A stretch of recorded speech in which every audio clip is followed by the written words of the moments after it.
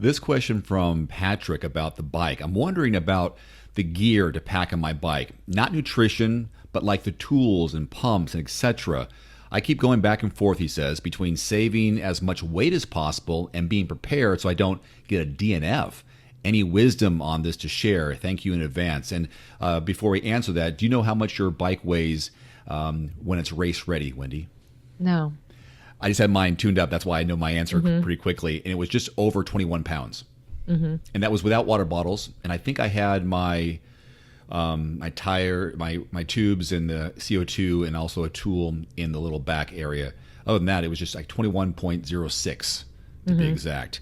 So when he's talking about weight, depends on what type of frame you have. I think you're probably looking in the low 20s most likely, unless you have a super awesome bike.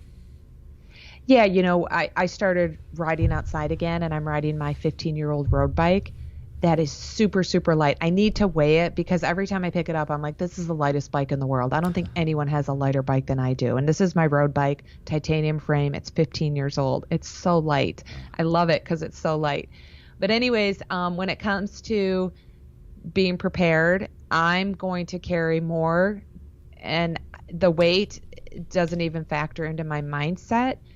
Meaning I tend to put on heavy, if I'm not renting race wheels and I'm just using my own, I tend to have a little bit heavier duty tires.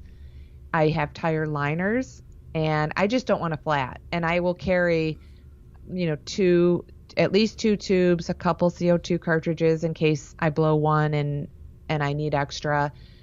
And again, when I'm doing this, I'm not even thinking about the extra weight. It's not even part of the equation for me. For me, all I'm thinking about is I want to have the gear I need in case I get a mechanical.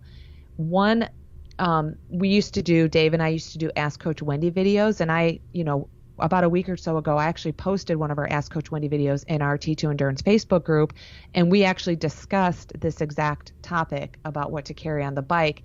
And some of the things we had mentioned was, maybe an extra water bottle holding all your tools, the CO2, the cartridges, the little pump, the the gun you're gonna use, a couple tire levers, and anything else you think you might need for like a multi-tool. Yeah. Put it, if you're wearing a bike jersey, that's easy to store. Sometimes I'd put an extra tube down my sports bra or up the short legs of my shorts. You had mentioned putting it in a water bottle. Yeah, I forgot about that. It's been a while since we did that, but right. Yeah, if you don't have something on your bike that is built in, or one of those bento boxes where you are storing things, I forgot about that. Water bottle is a good little tool, little trick to hold your stuff in. Just don't try to pick it up. One thing I was just thinking as you were talking about the weight of a bike, or you don't think about it, is if you're concerned about a couple of pounds of a couple water bottles, maybe some nutrition, just lose the weight, your body weight, and your balance. Right, if and you're able to. That's my thoughts exactly. If people are worried about an extra couple ounces of a piece of equipment that's going to come in handy, then lose a couple ounces of body fat that you may have, if that's a concern. If you have the couple ounces of body fat to lose, probably do. Like I said, that's why I'm not so concerned about weight. But something I do, and I just had this discussion with someone, is when I race, I do only carry one water bottle because I rely on the aid stations, depending on the distance of the race. Let's just say like a 70.3 or Ironman where nutrition becomes more of a factor. They're usually like every 10 or so miles. And so I don't need to carry all these bottles because I could just carry one to start with, empty it, throw it, grab a new one. And again, I'm pretty conservative when I'm going through those transition zones. I slow down because I rely on grabbing a bottle, because if I don't grab a bottle, then I don't have anything. And so I'm going to make sure I slow down enough and make sure the volunteer is able to hand me the water bottle and no one's going to get hurt in the process. Yeah, I'm concerned that Patrick he says here that he's going back and forth on saving as much as weight as possible so he doesn't DNF. It sounds like the DNF is a bigger concern for him in other areas. if your bike fitness is fine, I wouldn't worry about a couple pounds, even a maximum of 2 more pounds or 3 pounds on your bicycle. You could either lose the weight or just increase your fitness. I wouldn't worry about carrying too much weight on your bicycle as it is. Right. And I think when he's talking about DNFing, in case he gets a mechanical, you know, so he's prepared not to get DNF. Yeah, just 2 tubes, 2 CO2s, double that, and that's what I think he should do. Right. And just know, most races, you want to make sure you check with the race director, go to those pre-race meetings, find out, is there going to be a mechanic on the course?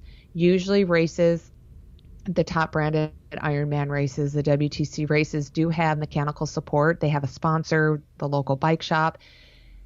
So there is going to be a support vehicle around the course. It may not get to you in time, in a timely manner, but you know, I broke my chain in Ironman Coeur d'Alene 2008. And yeah, no, I can tell you, I did not carry an extra chain on me. And I just had to wait for the mechanical vehicle. And thankfully, you know, within 5 minutes, I saw the race official who stopped and he asked me what was wrong. And then he called in the bike people. So wherever the bike people were on the course to help you, probably turned around and came directly to me. That was nice. You got seen in 5 minutes.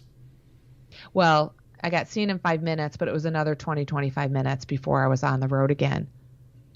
But you know, it allowed me to finish. I was so grateful that they allowed me to finish. I gave him a big hug and I said, thank you, I'm going to finish this race.